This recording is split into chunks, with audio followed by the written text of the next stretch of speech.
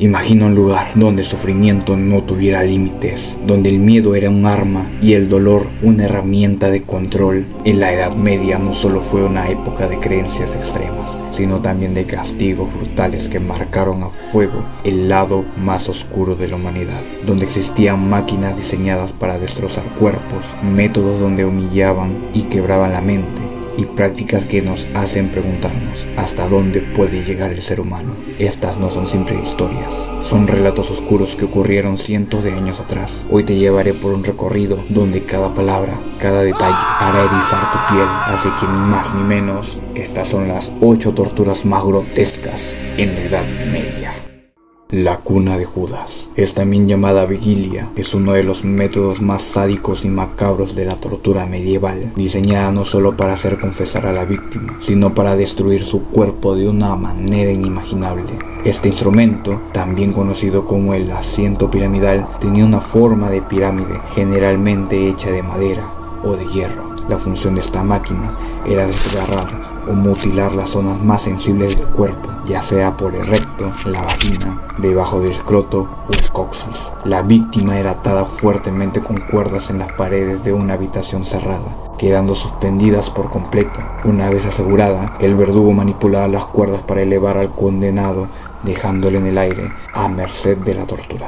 Esto comenzaba cuando la víctima era dejada caer sobre la punta afilada de la pirámide. Al principio, la caída era lenta, permitiendo que el peso del cuerpo aumentara gradualmente la presión sobre las partes más vulnerables de la persona.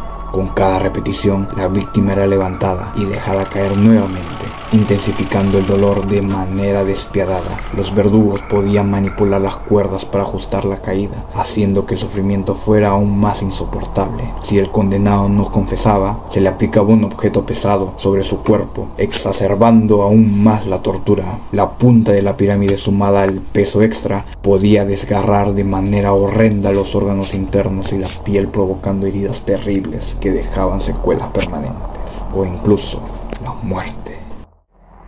El tormento del agua. Este método de tortura, empleado por los sacerdotes de la Inquisición, comenzaba con la víctima inmovilizada boca arriba sobre una estructura inclinada similar a una escalera. El objetivo era asfixiar y destrozar por dentro. Un embudo metálico era forzado en la boca del condenado, empujándolo hasta el esófago, mientras las fosas nasales eran selladas para cortar cualquier posibilidad de respirar. La agonía comenzaba con la sensación de asfixia, pero eso era solo el comienzo. Entonces, el verdugo vaciaba repetidamente líquidos sobre el embudo.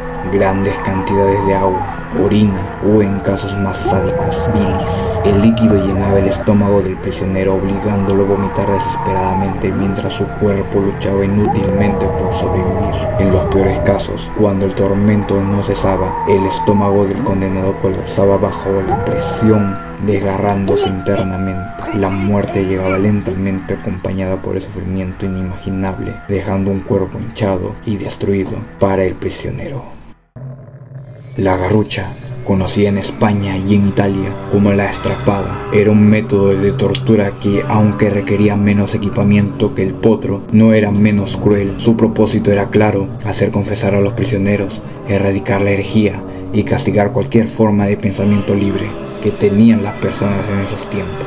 La tortura comenzaba con el prisionero atado de manos hacia la espalda, una posición que ya por sí resultaba extremadamente dolorosa. El verdugo lo alzaba con una polea, elevándolo varios metros del suelo, dejándolo suspendido en el aire a merced de la máquina. De ahí, el prisionero era dejado caer rápidamente. Este mecanismo era tan ingeniosamente diseñado que impedía que la víctima llegara hacia el suelo, pero el peso total del cuerpo caía sobre los brazos. La tensión era insoportable, los húmeros se desgarraban mientras que los músculos de los hombros eran sometidos a una presión mortal. Las muñecas de las manos se fracturaban y la clavícula dislocada con un crujir macabro. Si el condenado confesaba, la tortura se detenía momentáneamente, pero si no hablaba o decía lo que los torturadores querían escuchar, el ciclo se repetía, esta vez con mucha mayor intensidad. El potro era una herramienta brutal para forzar confesiones y castigar a los prisioneros. El potro consistía en un banco de madera con rodillos en cada extremo. Las muñecas y los tobillos de las víctimas se amarraban a estas partes con cuerdas gruesas y firmes. Una manivela o polea era conectada al mecanismo que permitía girar los rodillos. Una vez que la víctima estaba bien asegurada, el verdugo giraba lentamente la manivela, provocando que las extremidades de la persona fueran estiradas en direcciones opuestas. Los músculos se tensaban de manera insoportable, causando un dolor desgarrador. Las articulaciones comenzaban a dislocarse, como los hombros, los codos, las rodillas, y con cada giro el sufrimiento era más cruel. Si el verdugo seguía, los tendones podrían romperse y los huesos llegar a fracturarse. En muchos casos, los prisioneros quedaban mutilados, incapaces de moverse, mientras otros morían debido a la presión sobre sus órganos internos, y solo un número muy diminutivo de personas lograron sobrevivir a esta grotesca crueldad. La rueda consistía en atar al condenado de manera firme a un banco o a una cruz, lo que permitía al verdugo acceder con facilidad a sus extremidades. Una vez amarrado al prisionero, el verdugo utilizaba una barra de hierro o algún otro instrumento similar para romper todos los huesos y articulaciones del reo. Este proceso debía hacerse con precisión, ya que el objetivo era evitar que el condenado muriera por un derrame interno. De hecho, la cabeza quedaba intacta, ya que no era golpeada, y el propósito era que las extremidades pudieran ser dobladas, dislocadas en varios puntos, causando un dolor insoportable. Luego el reo era colocado en una rueda de carro de forma que sus tobillos quedaran cerca de su cabeza. Para lograrlo, las piernas se dislocaban hacia arriba, mientras que los brazos se extendían a lo largo de toda la circunferencia de la rueda. Luego la rueda era enganchada sobre un eje que estaba clavado por el suelo, elevando la rueda en una posición horizontal con el condenado sobre ella, exhibiéndolo de forma cruel y pública. El dolor era insoportable, no solo por las fracturas en las extremidades, sino porque al romperse las costillas, la respiración se volvía extremadamente difícil y dolorosa. La muerte no era inmediata y el sufrimiento podía durar horas e incluso un día entero. La doncella de hierro. Este instrumento era utilizado para las personas que reciben pena de muerte o quienes no pagaban los impuestos, siendo inventada en el siglo XVIII y creado por el tirano de Esparta llamado Nabis. Tiene una medida de 2 metros de altura, ya sea de madera o de hierro. Era una réplica de la esposa de Nabis. Él mandó construir para ejecutar a las personas de manera más cruel posible. Por fuera puede verse como si fuera un ataúd simple y común, pero por dentro y por ambas puertas abiertas tiene unos pinchos de hierro con diferentes tamaños que sirve para perforar al momento que se sellen las puertas lentamente estando dentro del ejecutado.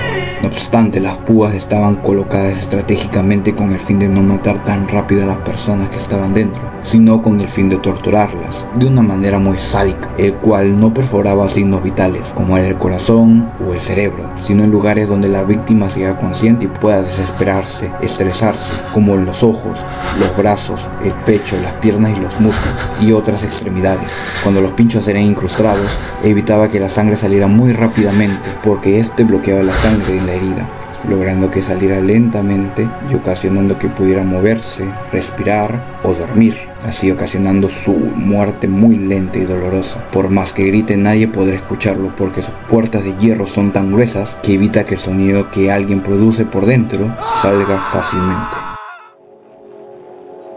La sierra. Esa tortura era aplicada en prisioneros considerados herejes, criminales o incluso homosexuales. La víctima se colocaba boca abajo, atada por las manos y los tobillos, dejando el cuerpo suspendido en el aire. El verdugo colocaba una sierra afilada en la zona inferior del abdomen o entre las piernas, comenzando a cortar lentamente. Con cada movimiento, la sierra desgarraba los músculos, los órganos y los huesos. Mientras el peso del cuerpo aumentaba, el dolor y la presión. El proceso era largo y cruel y se alargaba intencionalmente para que el prisionero sufriera durante horas. Si el condenado no moría por las hemorragias y por el daño interno, la tortura continuaba hasta que el cuerpo ya no pudiera resistir más, partiéndolo en 2 partes.